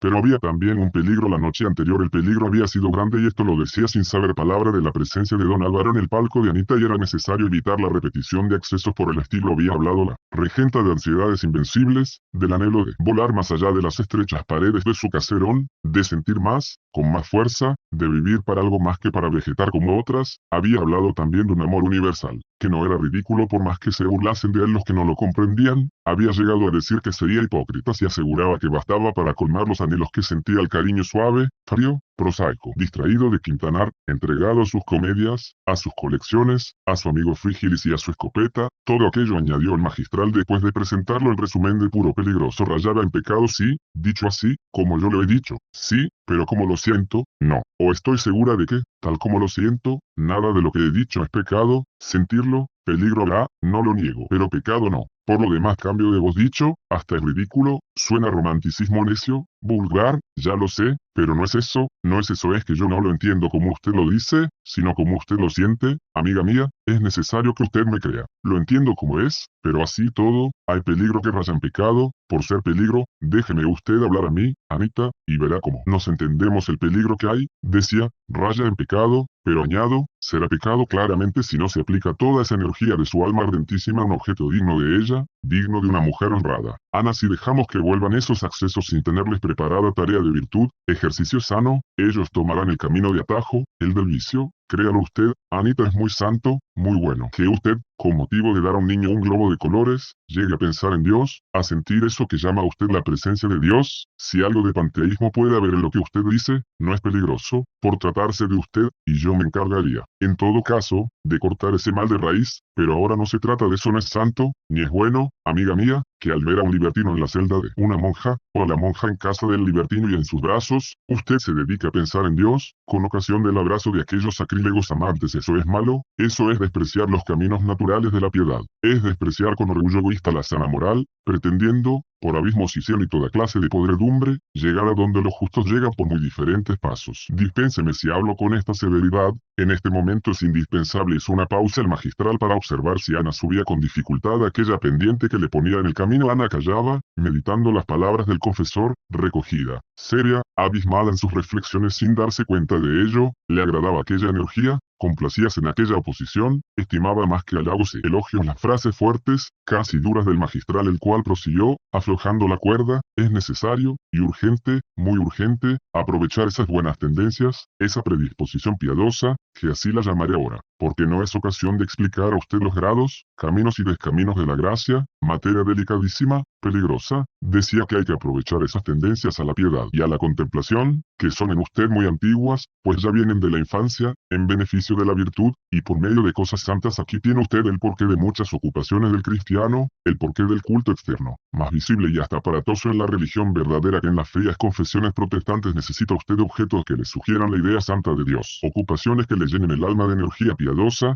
que satisfagan sus instintos, como usted dice, de amor universal, pues todo eso, hija mía, se puede lograr, satisfacer y cumplir en la vida, aparentemente prosaica y hasta cursi, como la llamaría doña Obdulia, de una mujer piadosa, de una beata, para emplear la palabra fea, escandalosa. Sí, amiga mía, el magistral reía al decir esto. Lo que usted necesita, para calmar esa sed de amor infinito, es ser beata, y ahora soy yo el que exige que usted me comprenda, y no me tome la letra y deje el espíritu. Hay que ser beata, es decir, no hay que contentarse con llamarse religiosa, cristiana, y vivir como un pagano, creyendo esas vulgaridades de que lo esencial es el fondo, que las menudencias del culto y de la disciplina quedan para los espíritus pequeños y comineros. No, hija mía, no, lo esencial es todo, la forma es fondo, y parece natural que Dios diga a una mujer que pretende amarle: hija, pues para acordarte de mí no debes necesitar que a Zorrilla se le haya ocurrido pintar los amores de una monja y un libertino. Ven a mi templo, y allí encontrarán los sentidos incentivo del alma para la oración, para la meditación y para esos actos de fe, esperanza y caridad que son todo mi culto. En resumen, Anita, al oír este familiar lenguaje, casi jocoso, del magistral, con motivo de cosas tan grandes y sublimes, sintió lágrimas y risas mezcladas, y lloró riendo como Andrómaca. A la noche corría a todo correr la torre de la catedral, que espiaba a los interlocutores de la glorieta desde lejos, entre la niebla que empezaba a subir por aquel lado. Dejó oír 3 campanadas como un aviso. Le parecía que ya habían hablado bastante, pero ellos no oyeron la señal de la torre que vigilaba. Petra fue la que dijo, para sí, desde la sombra del patio: las 8 menos cuarto, y no llevan traza de callarse. La doncella ardía de curiosidad, aventuraba algunos pasos de puntillas hacia la glorieta, esquivando tropezar con las hojas secas para no hacer ruido, pero tenía miedo de ser vista y retrocedía hasta el patio, desde donde no podía oír más que un murmullo. No palabra. Sintió que Anselmo abría la puerta del zaguán y que el amo subía. Corrió Petra a su encuentro. Si le preguntaba por la señora, estaba dispuesta a mentir, a decir que había subido al segundo piso, a los desvanes, donde quiera, a tal o cual tarea doméstica. Iba preparada a ocultar la visita del magistral sin que nadie se lo hubiera mandado, pero creía llegado el caso de adelantarse a los deseos del ama y de su amigo don Fermín. No le habían hecho llevar cartas sin necesidad de que lo supiera don Víctor, pues qué necesidad había de que supiera que llevaba más de una hora de palique en el senador, y a obscuras Quintanar no preguntó por su mujer. No era esto nuevo en él, solía olvidarla, sobre todo cuando tenía algo entre manos. Pidió luz para el despacho, se sentó a su mesa, y separando libros y papeles, dejó encima del pupitre un envoltorio que tenía debajo del brazo. Era una máquina de cargar cartuchos de fusil. Acababa de apostar con Frígilis que él hacía tantas docenas de cartuchos en una hora, y venía dispuesto a intentar la prueba. No pensaba en otra cosa. Llegó la luz. Quintanar miró con ojos penetrantes de puro distraídos a Petra. La doncella se turbó. Oye, señor, nada. Oye, señor, anda ese reloj. Sí, señor, le ha dado usted cuerda ayer. De modo que son las 8 menos 10. Sí, señor,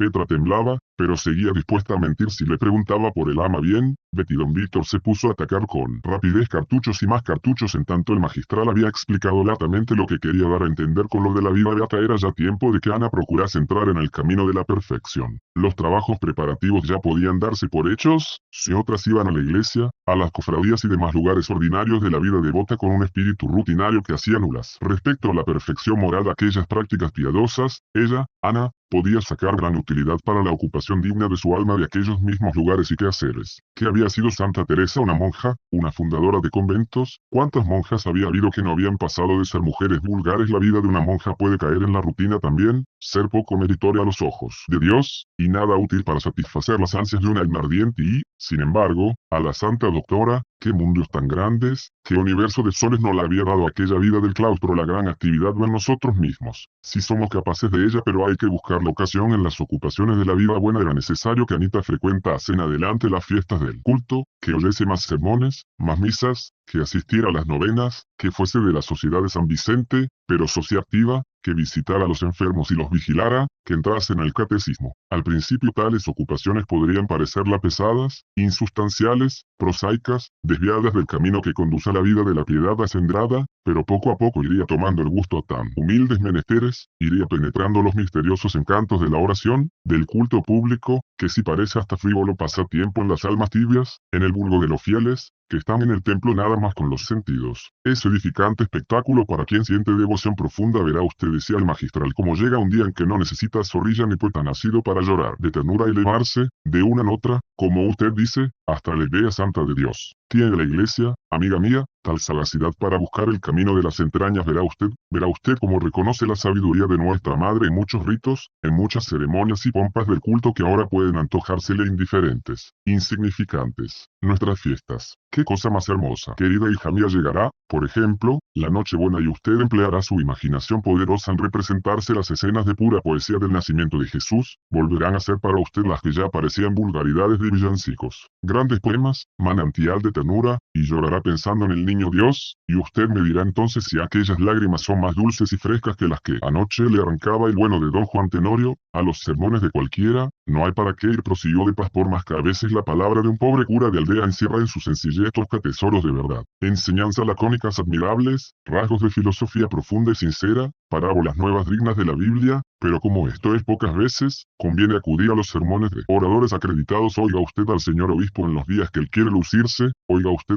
a otros buenos predicadores que hay, y si no fuera vanidad intolerable, añadiría, óigame usted a mí algunos días de los que Dios quiere que no me explique mal del todo, sí, porque así como hay cosas que no pueden decirse desde el púlpito, que exigen el confesionario o la conferencia familiar, hay otras que piden la cátedra, que sería ridículo decirlas de silla a silla. Por ejemplo, algo de lo que yo tengo que advertir a usted respecto de esas vagas y aparentes visiones de Dios en idea, tocadas, hija mía, de panteísmo. Sin que usted se dé cuenta de ello, más habló el magistral para exponer el plan de vida devota que había de entregarse en cuerpo y alma a su amiga desde el día siguiente, y terminó tratando con detenimiento especial la cuestión de las lecturas. Recomendó particularmente la vida de algunos santos y las obras de Santa Teresa y algunos místicos. Basta con leer la vida de la Santa Doctora y la de María de Chantal. Santa Juana Francisca, por supuesto, sabiendo leer entre líneas, para perfeccionarse, no al principio, sino más adelante. Al principio es un gran peligro, desaliento que produce la comparación entre la propia vida y la de los santos. Ay de usted si desmaya porque ve que para Teresa son pecados muchos actos que usted creía dignos de elogio. Pasará usted la vergüenza de ver que era vanidad muy grande creerse buena mucho antes de serlo. Tomar por voces de Dios voces que la santa llama del diablo, pero en estos pasajes no hay que detenerse, no hay que comparar, hay que seguir leyendo, y cuando se haya vivido algún tiempo dentro de la disciplina sana, vuelta a leer, y cada vez el libro sabrá mejor, y dará más frutos si nos proponemos llegar a ser una Santa Teresa. A Dios todo se ve a la infinita distancia y no emprendemos el camino a donde se ha de llegar, eso Dios lo dirá después. Ahora andar hacia adelante es lo que importa, y a todo esto hemos de vestir de estameña, y mostrar el rostro compungido, inclinado al suelo, y hemos de dar tormento al marido con la Inquisición en casa, y con el huir los paseos, y negarse al trato del mundo. Dios nos libre, Anita. Dios nos libre, la paz del hogar no es cosa de juego. Y la salud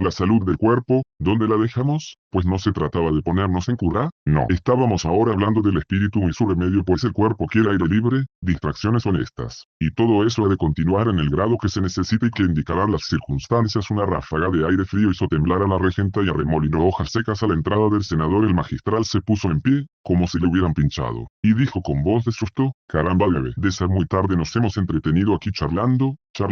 No le haría gracia que don Víctor los encontrase a tales horas en el parque. Dentro del senador solo ya la luz de las estrellas, pero esto que pensó se guardó de decirlo. Salió de la glorieta hablando en voz alta, pero no muy alta, aparentando no temer al ruido, pero temiéndolo. Ana salió tras él, ensimismada, sin acordarse de que había en el mundo maridos, ni días, ni noches, ni horas, ni sitios inconvenientes para hablar a solas con un hombre joven, guapo, robusto, aunque sea clérigo. El magistral, como equivocando el camino, se dirigió hacia la puerta del patio, aunque parecía lo natural subir por la escalera de la galería y pasar por las habitaciones de Quintanar. En el patio estaba Petra, como un centinela, en el mismo sitio en que había recibido al provisor. ¿Ha venido el señor?, preguntó la regenta. Sí, señora, respondió en voz baja la doncella, está en su despacho. ¿Quiere usted verle?, dijo Ana volviéndose al magistral. Don Fermín contestó, con mucho gusto. Disimulan conmigo, pensó Petra con rabia. Con mucho gusto, si no fuera tan tarde, debía estar a las 8 en palacio, y van a dar las 8:30, no puedo detenerme. Salúdele usted de mi parte como usted quiera. Además, estará abismado en sus trabajos, no quiero distraerle, saldré por aquí. Buenas noches, señora. Muy buenas noches, disimulan, volvió a pensar Petra, mientras abría la puerta que conducía al zaguán. Entonces, el magistral se acercó a la regenta y deprisa y en voz baja dijo: se me había olvidado advertirle que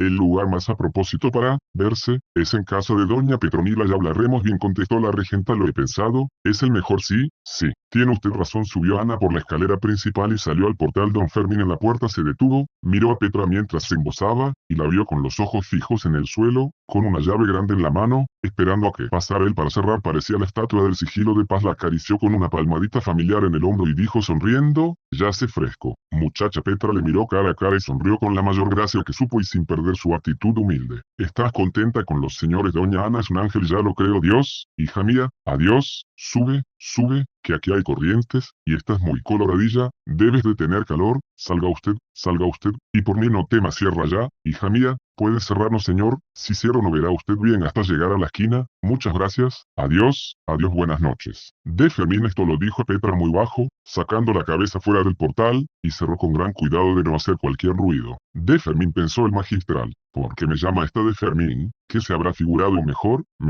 Sí, mejor conviene tenerla propicia como a la otra. La otra era Teresina, su criada. Petra subió y se presentó en el tocador de doña Ana sin ser llamada. ¿Qué quieres?, preguntó el ama, que se estaba embozando en su chal porque sentía mucho frío. El señor no me ha preguntado por la señora. Yo no le he dicho que estaba aquí. De Fermín. ¿Quién, don Fermín?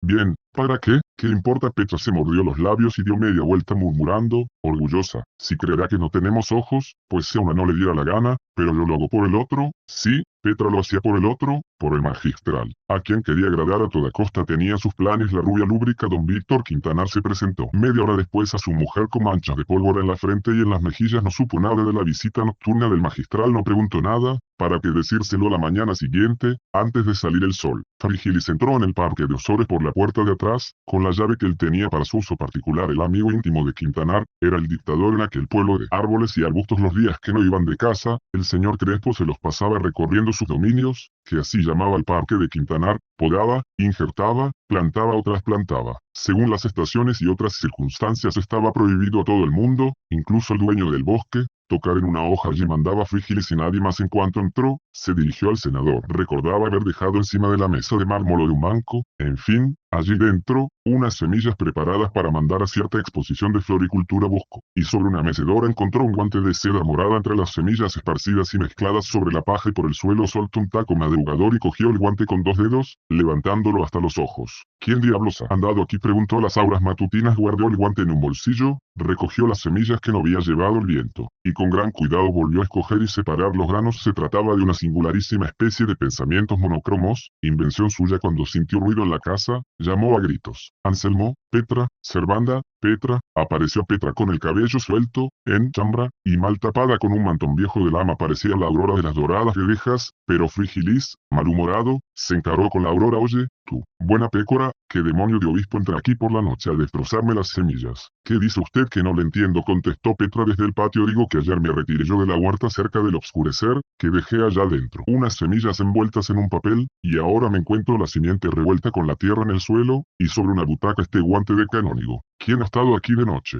De noche usted sueña, de Tomás. Ira de Dios de noche digo, a ver el guante, toma, contestó Frigilis, arrojando desde lejos la prenda, pues, está bueno, ja, buen canónigo de Dios, lo que entiende usted de modas, don Tomás. Pues no dice que es un guante de canónigo. Pues de quién es, de mi señora, ¿no ve usted la mano? Qué chiquita, a no ser que haya canónigas también. Y se usan ahora guantes morados, pues claro, con vestidos de cierto color. Frigilis encogió los hombros. Pero mis semillas, ¿quién me las ha echado a rodar? El gato, ¿qué duda tiene del gatito pequeño? El moreno, el mismo que habrá llevado el guante a la glorieta. Es lo más urraca, en la pajarera de Quintanar cantó un jilguero. El gato. El moreno, dijo Frigilis, moviendo la cabeza. ¿Qué gato? Ni qué. Una sonrisa seráfica iluminó su rostro de repente, y volviéndose a Petra, señaló a la galería. Es mi macho, es mi macho. Oyes, estoy seguro, es mi macho, y tu amo. Que decía, que su canario, que iba a cantar primero. Oyes, es mi macho, se lo he prestado 15 días para que lo viese vencer. Es mi macho. Frigilis olvidó el guante y el gato, y quedó arrobado oyendo el repiqueteo estridente, fresco, alegre del jilguero de sus amores. Petra escondió en el seno de nieve apretada el guante morado del magistral Gil. Las nubes pardas, opacas, anchas como estepas, venían del oeste, tropezaban con las crestas de Corfín, se desgarraban y deshechas en agua, caían sobre Vetusta, unas en diagonales vertiginosas, como latigazos furibundos, como castigo bíblico, otras cachazudas, tranquilas. En delgados hilos verticales pasaban y venían otras, y después otras que parecían las de antes, que habían dado la vuelta al mundo para desgarrarse en Corfín. Otra vez la tierra fungosa se descarnaba como los huesos de Job, sobre la sierra se dejaba arrastrar por el viento perezoso, la niebla lenta y desmayada, semejante a un penacho de pluma gris, y toda la campiña entumecida, desnuda, se extendía a lo lejos, inmóvil como el cadáver de un náufrago que chorrea el agua de las olas que le arrojaron a la orilla. La tristeza resignada, fatal de la piedra que la gotetea ahorrada, era la expresión muda del valle y del monte. La naturaleza muerta parecía esperar que el agua disolviera su cuerpo inerte. Inútil la torre de la catedral aparecía a lo lejos, entre la cerrazón. Como un mártir sumergido, la desolación del campo era resignada, poética en su dolor silencioso, pero la tristeza de la ciudad negruzca, donde la humedad sucia resumaba por tejados y paredes agrietadas, parecía mezquina, repugnante, chillona, como canturia de pobre de solemnidad molestaba, no inspiraba melancolía sino un tedio desesperado. Frigilis prefería mojarse a campo raso, y arrastraba consigo a Quintanar lejos de Vetusta, cerca del mar, a las praderas y marismas solitarias de palomares y roca tajada, donde fatigaban el monte y la llanura, persiguiendo perdices y chochas en lo espeso de los altosanos nemorosos, y en las planicies escuetas, melancólicos y quejumbrosos alcaravanes, nubes de estorninos, tordos de agua, patos marinos, y bandadas obscuras de peguetas diligentes para estas excursiones lejanas. Don Víctor contaba con el beneplácito de su esposa. Se salía al ser de día, en el tren Correo, se llegaba a Roca Tajada 1 hora después, y a las 10 de la noche entraban en Vetusta silenciosos, cargados de ramilletes de pluma y como sopa en vino allá en las marismas de Palomares. Don Víctor solía echar de menos el teatro. Si el tren saliese 2 horas antes, menos mal. Frigilis no echaba de menos nada su devoción a la casa, a la vida al aire libre, en el campo, en la soledad triste y dulce, era profunda, sin rival. Quintanar compartía aquella afición con su amor a las farsas del escenario. Frigilis en el teatro se aburría y se constipaba, tenía horror a las corrientes de aire, y no se creía seguro más que en medio de la campiña, que no tiene puertas. Crespo tenía bien definida y arraigada su vocación, la naturaleza. Quintanar había llegado viejo sin saber cuál era su destino en la tierra, como él decía, usando el lenguaje del tiempo romántico, del que le quedaban algunos resabios. Era el espíritu del ex regente, de blanda cera, fácilmente tomaba todas las formas y fácilmente las cambiaba por otras nuevas. Creíase hombre de energía, porque a veces usaba en casa un lenguaje imperativo, de bando municipal, pero no era, en rigor, más que una pasta para que otros hiciesen de él lo que quisieran. Así se explicaba que, siendo valiente, jamás hubiese tenido ocasión de mostrar su valor luchando contra una voluntad contraria. Él sostenía que en su casa no se hacía más que lo que él quería, y no echaba de ver que siempre acababa por querer lo que determinaban los demás. Si Ana Osores hubiera tenido un carácter dominante, don Víctor se hubiese visto en la triste condición de esclavo. Por fortuna, la regenta dejaba al buen esposo entregado a las veleidades de sus caprichos y se contentaba con negarle toda influencia sobre los propios gustos y aficiones. Aquel programa de diversiones, alegría, actividad bulliciosa, que había publicado Son de Trompeta Quintanar, se cumplía solo en las partes y por el tiempo que a su esposa le parecían bien. Si ella prefería quedar en casa, volver a sus ensueños, don Víctor, que había prometido y hasta jurado no ceder, poco a poco cedía, procuraba que la retirada fuese honrosa, fingía transigir y creía a salvo su honor de hombre enérgico y amo de su casa, permitiéndose la audacia de gruñir un poco. Entre dientes, cuando ya nadie le veía, los criados le imponían su voluntad, sin que él lo sospechara. Hasta en el comedor se le había derrotado. Amante, como buen aragonés, de los platos fuertes, del vino espeso, de la clásica abundancia, había ido cediendo poco a poco, sin conocerlo, y comía ya mucho menos, y pasaba por los manjares más fantásticos que suculentos. Que agradaban a su mujer no era que Anita se los impusiese, sino que las cocineras preferían agradar al ama, porque allí veían una voluntad seria, y en el señor solo encontraban un predicador que les aburría con sermones que no entendían. Hasta en el estilo se notaba que Quintanar carecía de carácter, hablaba como el periódico del libro que acababa de leer, y algunos giros, inflexiones de voz y otras cualidades de su oratoria, que parecían señales de una manera original, no eran más que vestigios de aficiones y ocupaciones pasadas. Así hablaba a veces como una sentencia del Tribunal Supremo, usaba en la conversación familiar el tecnicismo jurídico, y esto era lo único que en él quedaba del antiguo magistrado. No poco había contribuido en Quintanar a privarle de originalidad y resolución. El contraste de su oficio y de sus aficiones, si para algo había nacido, era, sin duda, para cómico de la legua, o mejor, para aficionado de teatro casero. Si la sociedad estuviera constituida de modo que fuese una carrera suficiente para ganarse la vida, la de cómico aficionado, Quintanar le hubiera sido hasta la muerte y hubiera llegado a trabajar, frase suya, también como cualquiera de esos otros primeros galanes que recorren las capitales de provincia, a guisa de buhoneros. Pero don Víctor comprendió que el cómico en España no vive de su honrado trabajo si no se entrega a la vergüenza de servir al público el arte en las compañías de comediantes de oficio. Comprendió además que él necesitaba con el tiempo crear una familia, y entró en la carrera judicial a regañadientes. Quiso la suerte, y quisieron las buenas relaciones de los suyos, que Quintanar fuera ascendiendo con rapidez, y se vio magistrado y se vio regente de la audiencia de Granada, a una edad en que todavía se sentía capaz de representar el alcalde de Zalamea con toda la energía que el papel exige, pero la espina la llevaba en el corazón. Reconocía que el cargo de magistrado es delicadísimo, grande su responsabilidad,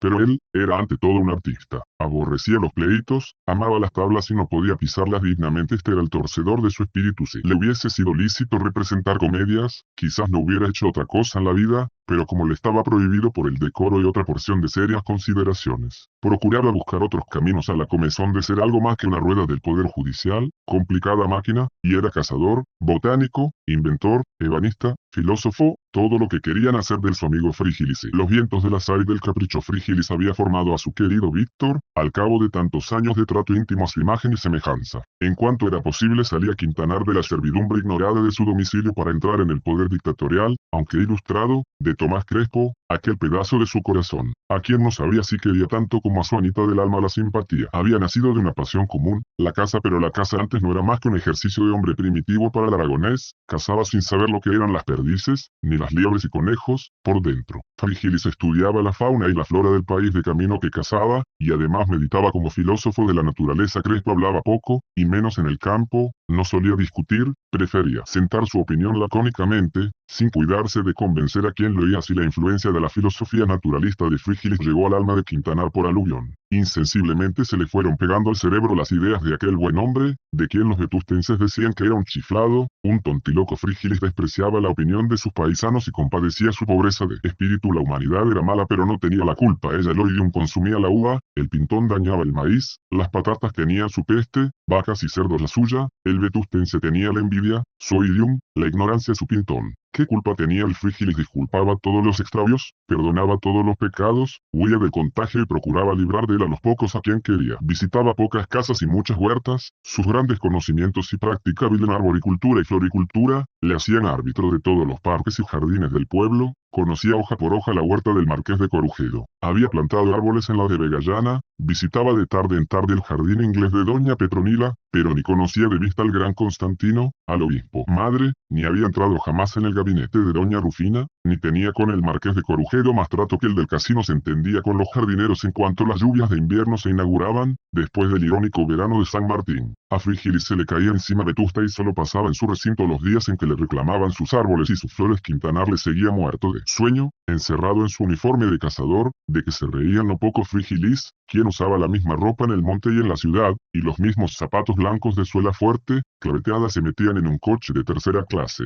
entre aldeanos alegres, frescos, colorados, Quintanar dormitaba dando cabezadas contra la tabla dura, Frigilis repartía o tomaba cigarros de papel, gordos, y más decidor que en Vetusta, hablaba, jovial, expansivo, con los hijos del campo, de las cosechas de ogaño y de las nubes de antaño. Si la conversación degeneraba y caían los pleitos, torcía el gesto y dejaba de atender, para abismarse en la contemplación de aquella campiña triste ahora, siempre querida para el que la conocía palmo a palmo. Ana envidiaba a su marido la dicha de huir de Vetusta, de ir a mojarse a los montes y a las marismas, en la soledad, lejos de aquellos tejados de un rojo negruzco que el agua que les caía del cielo hacía una inmundicia. Ah, si ella estaba dispuesta a procurar la salvación de su alma, a buscar el camino seguro de la virtud, pero cuanto mejor se hubiera abierto su espíritu a estas grandezas religiosas en un escenario más digno de tan sublime poesía. Cuán difícil era admirar la creación para elevarse a la idea del Creador, en aquella encimada taciturna, calada de humedad hasta los huesos de piedra y madera carcomida, de calles estrechas, cubiertas de hierba alegre en el campo. Allí símbolo de abandono, lamidas sin cesar por las goteras de los tejados, de monótono y eterno ruido acompasado al salpicar los guijarros puntiagudos, no se explicaba la regenta como visitación iba y venía de casa en casa, alegre como siempre, risueña, sin miedo al agua ni menos al fango del arroyo, sin pensar siquiera en que llovía, sin acordarse de que el cielo era un sudario en vez de un manto azul. Como debiera para visita era el tiempo siempre el mismo, no pensaba en él, y solo le servía de tópico de conversación en las visitas de cumplidola. Del banco, como pajarita de las nieves, saltaba de piedra en piedra, esquivaba los charcos, y de paso, dejaba ver el pie no mal calzado, las enaguas no muy limpias, y a veces algo de una pantorrilla digna de mejor media. Tampoco a Obdulia el agua la encerraba en casa, ni la entumecía.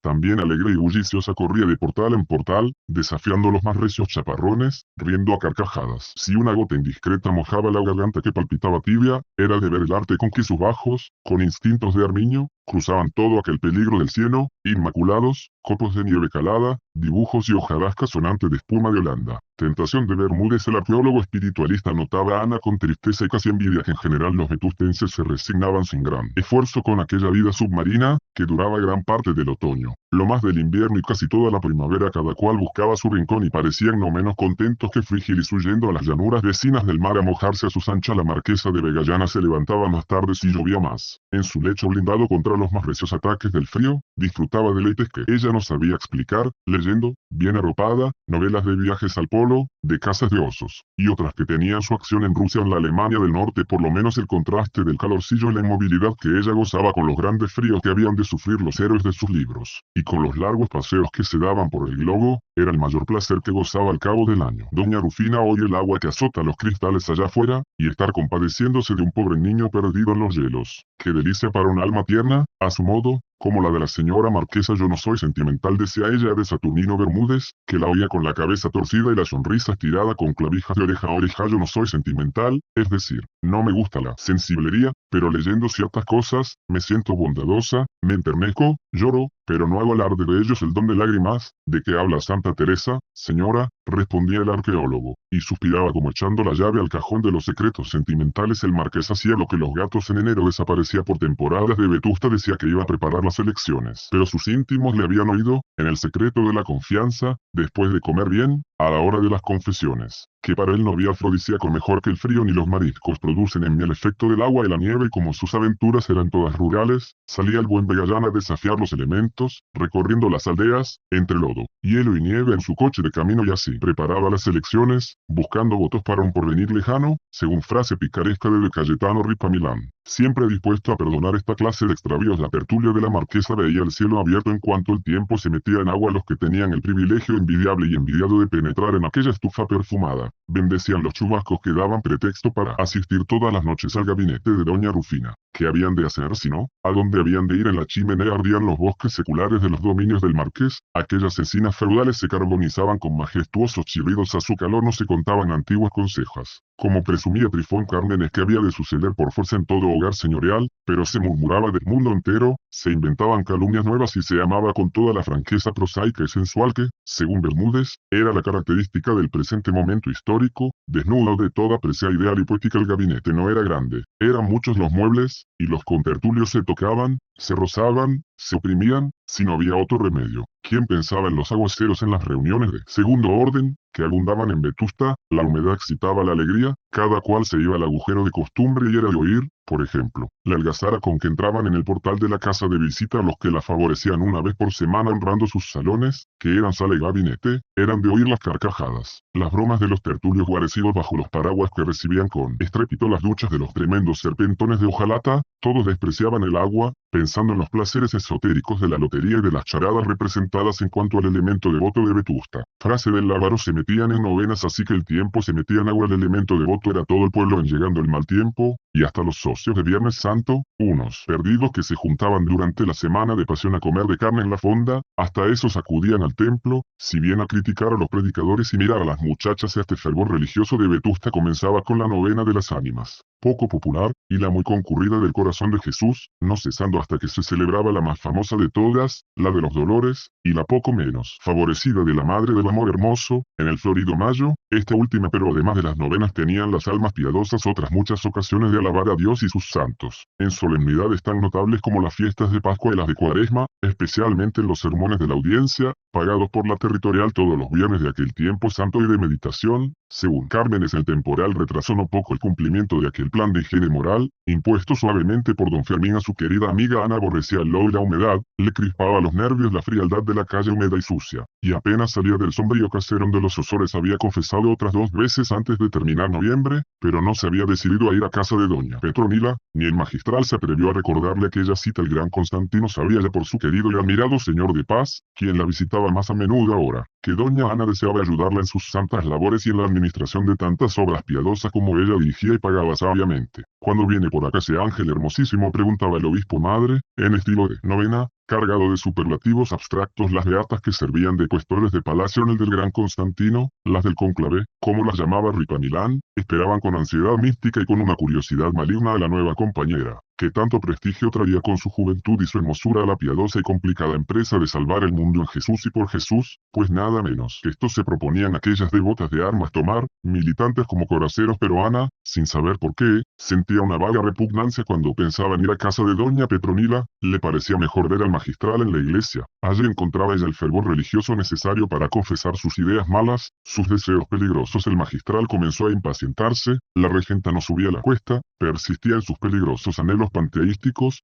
que así los calificaba él, se empeñaba en que era piedad aquella ternura que sentía con motivo de espectáculos profanos, y declaraba francamente que las lecturas devotas le sugerían reflexiones probablemente heréticas, o por lo menos, poco a propósito para llegar a la profunda fe que el magistral exigía como preparación absolutamente indispensable para dar un paso en firme. Otras veces los libros piadosos la hacían caer en somnolencia melancólica o en una especie de marasmo intelectual que parecía estupidez en cuanto a la oración. Ana decía que recitar de memoria plegarias era un ejercicio inútil, soporífero, que irritaba los nervios. Las repetía 100 veces, para fijar en ellas la atención, y llegaba a sentir náuseas antes de conseguir un poco de fervor. Nada de eso, no hay cosa peor que rezar así, respondía el magistral. A la oración ya llegaremos, por ahora en este punto basta con sus antiguas devociones y, aunque temiendo los peligros de la fantasía de Ana, por no perder terreno, tenía que dejarle abandonarse a los espontáneos arranques de ternura piadosa que venían sin saber cómo, a lo mejor, provocados por cualquier accidente que ninguna relación parecía tener con las ideas religiosas. El miedo a las expansiones naturales de aquel espíritu ardiente le había hecho cambiar el plan suave de los primeros días por aquel otro expuesto en el senador del parque, más parecido a la ordinaria disciplina que él sometía a los penitentes, pero ya veía don Fermín que era preciso volver a la blandura y dejar al instinto de su amiga más parte la ardua tarea de ganar para el bien aquellos tesoros de sentimiento y de grandeza ideal. Este sistema de la cuerda floja retrasaba el triunfo, pero le permitía al presentarse a los ojos de Ana más simpático, hablando el lenguaje de aquella vaguedad romántica que ella creía religiosidad sincera, y no pasaba de ser una idolatría disimulada, según don Fermín. No, él no se dejaba seducir por panteísmos, aunque fuesen también parecidos como el de su amiga. De lo que él estaba seguro era del efecto profundo y saludable que en semejante mujer tenían que producir las bellezas del culto el día en que ella las presenciara con atención y dispuesto el ánimo a las sensaciones místicas por aquella excitación nerviosa, de cuyos accesos tantas noticias tenía ya el confesor diligente cuando ella volvía a hablarle de aburrimiento, del dolor del hastío, de la estupidez del agua cayendo sin cesar. Él repetía: a la iglesia, hija mía, a la iglesia, no a rezar, a estarse allí, a soñar allí, a pensar allí, oyendo la música del órgano de nuestra excelente capilla, oliendo el incienso del altar mayor, sintiendo el calor de los cirios, viendo cuánto allí brilla y se mueve, contemplando las altas bóvedas, los pilares esbeltos, las pinturas suaves y misteriosamente poéticas de los cristales de colores. Poca gracia le hacía a don Fermín esta retórica lo chateaubriand. Siempre había creído que recomendar la religión por su hermosura exterior, era ofender la santidad del dogma, pero sabía hacer de tripas corazón y amoldarse a las circunstancias. Además, sin que él quisiera pensar en ello, le halagaba la esperanza de encontrar a menudo en la catedral, en las conferencias de San Vicente, en el catecismo, a su amiga, que allí le veía triunfante luciendo su talento, su ciencia y su elegancia natural y sencilla, pero cada día era mayor la repugnancia de Anita a pisar la calle, la humedad le daba horror, la tenía encogida, envuelta en un mantón, al lado de la chimenea monumental del comedor tétrico, horas y horas, de día y de noche don Víctor no paraba en casa si no estaba de casa, entraba y salía, pero sin detenerse. Apenas se detenía en su despacho le había tomado cierto miedo. Varias máquinas de las que estaban inventando o perfeccionándose le habían sublevado, erizándose de inesperadas dificultades de mecánica racional. Allí estaban, cubiertos de glorioso polvo sobre la mesa del despacho, diabólicos artefactos de acero y madera, esperando en posturas interinas a que don Víctor emprendiese el estudio serio de las matemáticas.